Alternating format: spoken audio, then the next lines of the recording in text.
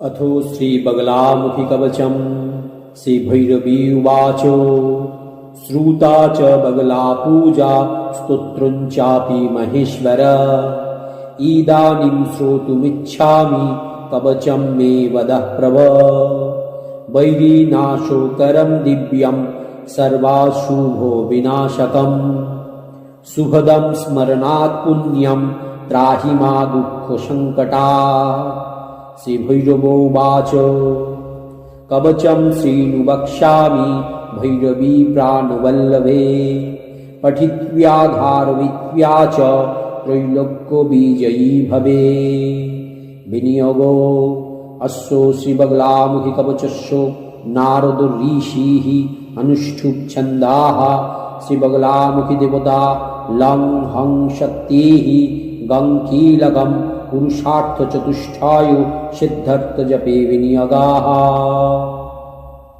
ॐ शिरो मे बगला पातु ह्रीं इत्यक्षरी परा। ॐ ह्रीं ॐ मे ललाटं च बगला वैरिनाशिनी।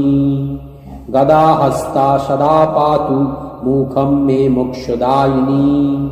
वैरी जिह्वाधरा पातु कण्ठं मे बगलामुखी। उदरं नाभिदेशं च पातु नेत्रं परात्परा। परात्परोत्तरा पातु गच्छं मम सुरेश्वरी। हस्तौ चैव तथा पादौ पार्वती परिपातु मे। विवादे विषमे घोरे संग्रामे रिपुसङ्कुले। पीताम्बरोधरा पातु सर्वाङ्गे शिवनर्तकी। श्रीविद्यासमरे पातु मातङ्गी त्वरिता शिवा। पातु पुत्रो सुतांश्चैव कलत्रं कालिका मम। पातु नित्या मातरं मे पितरं शूलिनी सदा।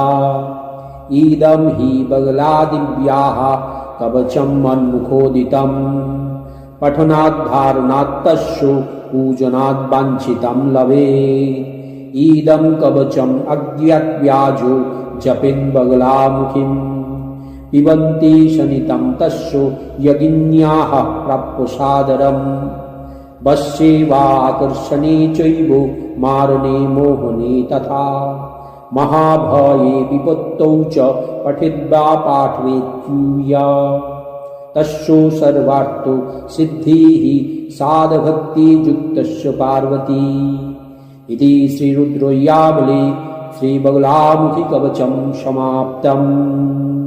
প্রিয় দর্শক বন্ধু, এখন আমি আপনাদেরকে জানাবো যে এই অতি শক্তিশালী অতি গুহ্য কবচ মন্ত্র পাঠের বা ধারণের ফলাফল কি।